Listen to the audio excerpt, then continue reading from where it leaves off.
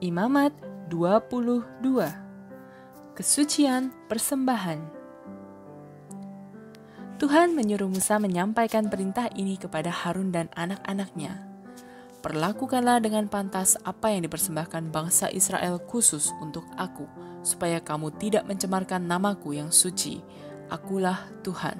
Kalau seorang dari keturunanmu dalam keadaan najis mendekati persembahan-persembahan suci yang dikhususkan bangsa Israel bagiku, ia tidak boleh lagi melayani pada mezbah. Peraturan itu berlaku untuk selama-lamanya. Akulah Tuhan. Seorang keturunan Harun yang menderita penyakit kulit yang berbahaya atau yang sakit kelamin sehingga mengeluarkan lelehan dilarang makan persembahan suci kalau ia belum dinyatakan bersih. Seorang imam menjadi najis kalau ia menyentuh sesuatu yang najis karena kena mayat. Ia juga najis kalau maninya keluar atau menyentuh binatang atau orang yang najis. Seorang imam yang dengan cara apapun menjadi najis tetap najis sampai matahari terbenam. Dan sesudah matahari terbenam, ia belum boleh makan makanan yang dipersembahkan kepada Tuhan kalau ia belum mandi. Sesudah matahari terbenam, ia bersih dan boleh memakannya, karena itulah makanannya. Ia dilarang makan daging binatang yang mati dengan sendirinya atau mati diterkam binatang buas.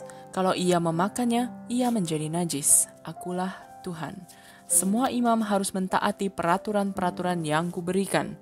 Kalau tidak, mereka bersalah dan akan mati karena melanggar peraturan-peraturan yang suci itu. Akulah Tuhan dan akulah yang mengkhususkan mereka untukku. Persembahan yang dikhususkan bagiku hanya boleh dimakan oleh keluarga imam itu sendiri. Orang lain tak boleh, sekalipun orang-orang itu serumah dengan imam itu atau orang upahannya. Tetapi budak-budak yang dibeli oleh imam itu dengan uangnya sendiri atau yang dilahirkan di dalam rumahnya boleh makan makanan bagian imam itu. Anak perempuan seorang imam yang kawin dengan seorang yang bukan imam tidak boleh makan persembahan itu. Tetapi anak perempuan imam yang sudah menjadi janda atau yang diceraikan dengan tidak mempunyai anak lalu kembali ke rumah ayahnya serta menjadi tanggungannya, boleh makan makanan bagian ayahnya. Hanya keluarga imam saja boleh makan persembahan itu. Kalau seorang yang bukan anggota keluarga imam dengan tidak sengaja makan makanan yang dipersembahkan kepada Tuhan, ia harus memberi gantinya kepada imam ditambah dengan 20%. Imam-imam tidak boleh menajiskan persembahan yang khusus untuk aku dengan membiarkannya dimakan oleh seorang yang tidak berhak memakannya. Hal itu menjadikan orang itu bersalah dan mendatangkan hukuman atasnya. Akulah Tuhan dan aku yang menyucikan persembahan itu. Tuhan menyuruh Musa memberi kepada Harun anak-anaknya dan seluruh bangsa Israel peraturan-peraturan ini. Apabila seorang Israel atau seorang asing yang tinggal menetap di Israel mempersembahkan kurban bakaran untuk membayar kaul atau untuk kurban sukarela, binatang itu harus yang jantan dan tak boleh ada cacatnya supaya dapat diterima. Jangan mempersembahkan binatang yang ada cacatnya, sebab Tuhan tidak mau menerimanya. Kalau seseorang mempersembahkan kepada Tuhan kurban perdamaian untuk membayar kaulnya atau untuk kurban sukarela, binatang itu tak boleh ada cacatnya supaya dapat diterima. Janganlah mempersembahkan kepada Tuhan binatang yang buta, yang patah tulangnya atau yang luka, yang mempunyai bisu bernanah, yang menderita penyakit kulit atau kudis. Binatang yang begitu jangan dipersembahkan untuk kurban makanan di atas mezbah. Untuk kurban sukarela, kamu boleh mempersembahkan binatang yang tidak sempurna bentuknya. Tetapi untuk membayar kaul, binatang yang begitu tidak dapat diterima. Janganlah mempersembahkan kepada Tuhan binatang yang buah pelirnya rusak, terjepit, dipotong, luka memar, atau dibuang. Hal itu tak boleh terjadi di negerimu. Ternak yang diperoleh dari orang asing tidak boleh dipersembahkan untuk kurban makanan. Binatang itu dianggap cacat dan tak dapat diterima. Anak sapi, anak domba, atau anak kambing yang baru lahir harus tinggal pada induknya selama 7 hari. Baru sesudahnya binatang itu dapat diterima untuk kurban makanan. Janganlah mengorbankan induk sapi atau domba atau kambing bersama dengan anaknya pada hari yang sama. Apabila kamu mempersembahkan kurban syukur kepada Tuhan, lakukanlah itu menurut peraturan, supaya kurbanmu diterima. Makanlah kurban itu pada hari itu juga, dan jangan tinggalkan sedikit pun untuk keesokan harinya. Tuhan berkata, taatilah perintah-perintahku, akulah Tuhan. Jangan mencemarkan namaku yang suci. Seluruh bangsa Israel harus menyembah aku sebagai yang maha suci. Akulah Tuhan dan aku menjadikan kamu suci. Aku membawa kamu keluar dari Mesir supaya aku menjadi Allahmu. Akulah Tuhan. Imamat 23. Hari-hari Raya. Tuhan memberi kepada Musa peraturan-peraturan tentang perayaan agama yang harus diumumkan sebagai hari raya untuk beribadat. Ada 6 hari untuk bekerja, tetapi hari yang ketujuh, hari Sabat, adalah hari istirahat yang dikhususkan bagi Tuhan. Pada hari itu, kamu harus mengadakan pertemuan untuk beribadat dan tak boleh bekerja. Inilah hari-hari raya yang ditetapkan Tuhan dan yang harus diumumkan pada waktu yang ditentukan. Hari Raya Paskah dan roti tak beragi.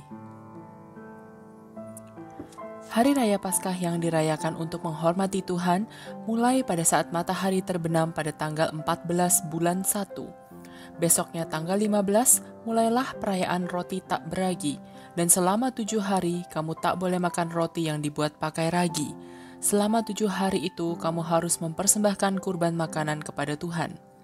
Pada hari yang pertama dan yang ketujuh perayaan itu, kamu harus mengadakan pertemuan untuk beribadat dan tak boleh melakukan pekerjaan berat. Kalau kamu sudah sampai di negeri yang diberikan Tuhan kepadamu dan mengumpulkan hasil tanah, berkas gandum yang pertama kamu tuai harus dibawa kepada imam. Pada hari sesudah hari Sabat, imam harus mempersembahkan gandum itu sebagai persembahan unjukan kepada Tuhan, supaya Tuhan senang kepadamu. Pada hari kamu mempersembahkan gandum itu, kamu harus mempersembahkan juga untuk kurban bakaran seekor anak domba jantan yang berumur 1 tahun dan tidak ada cacatnya. Untuk kurban makanan persembahkanlah 2 kilogram tepung dicampur minyak zaitun. Bau kurban itu menyenangkan hati Tuhan. Bersama itu, persembahkanlah juga 1 liter air anggur. Sebelum membawa persembahan itu kepada Tuhan, kamu tak boleh makan sedikit pun dari gandum baru itu, baik mentah, dipanggang, atau dibakar menjadi roti. Peraturan itu harus ditaati oleh semua keturunanmu selama-lamanya. Pesta Panen.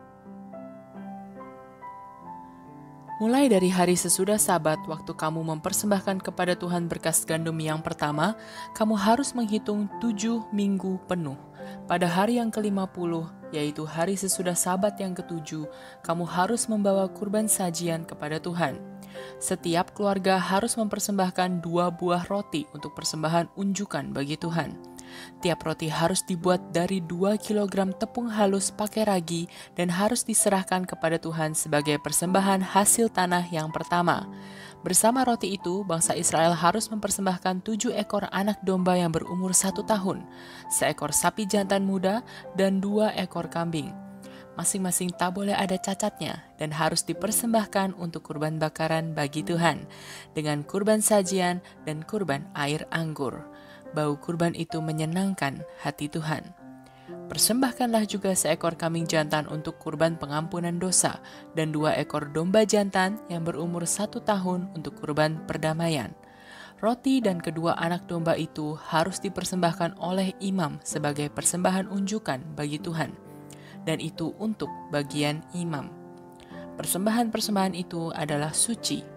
Pada hari itu, kamu harus mengadakan pertemuan untuk beribadat dan tak boleh melakukan pekerjaan berat. Peraturan itu harus ditaati oleh keturunanmu untuk selama-lamanya, di mana saja mereka tinggal. Kalau kamu panen, janganlah memotong gandum yang tumbuh di pinggir-pinggir ladangmu, dan jangan kembali untuk mengumpulkan gandum yang tersisa sesudah panen. Biarkan itu untuk orang miskin dan orang asing. Tuhan adalah Allahmu. Pesta Tahun Baru.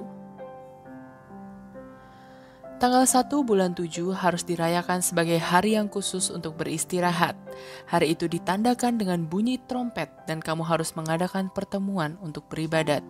Persembahkanlah kurban makanan kepada Tuhan dan jangan melakukan pekerjaan berat pada hari itu. Hari Pengampunan Dosa. Tanggal 10 bulan 7 adalah hari upacara tahunan untuk pengampunan dosa bangsa Israel.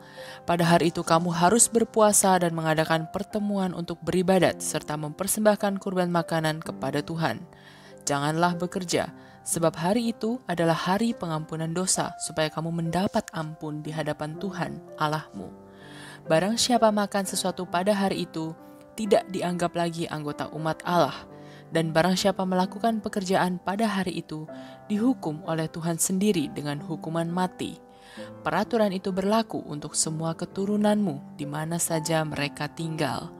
Mulai dari saat matahari terbenam pada tanggal 9 bulan itu, sampai saat matahari terbenam pada tanggal 10, harus kamu rayakan seperti hari Sabat, hari yang khusus untuk istirahat. Sepanjang hari itu, kamu harus berpuasa. Pesta Pondok Daun. Pesta Pondok Daun mulai pada tanggal 15 bulan 7 dan lamanya 7 hari. Selama 7 hari itu, setiap hari kamu harus mempersembahkan kurban makanan. Pada hari yang pertama dan yang ke-8, kamu harus mengadakan pertemuan untuk beribadat dan mempersembahkan kurban makanan kepada Tuhan. Janganlah melakukan pekerjaan berat pada hari itu. Itulah hari-hari raya agama yang ditetapkan Tuhan dan yang harus kamu umumkan. Pada perayaan-perayaan itu, kamu harus menghormati Tuhan dengan mengadakan pertemuan untuk beribadat dan mempersembahkan kurban makanan, kurban bakaran, kurban sajian, kurban binatang, dan kurban air anggur sebanyak yang diperlukan setiap harinya.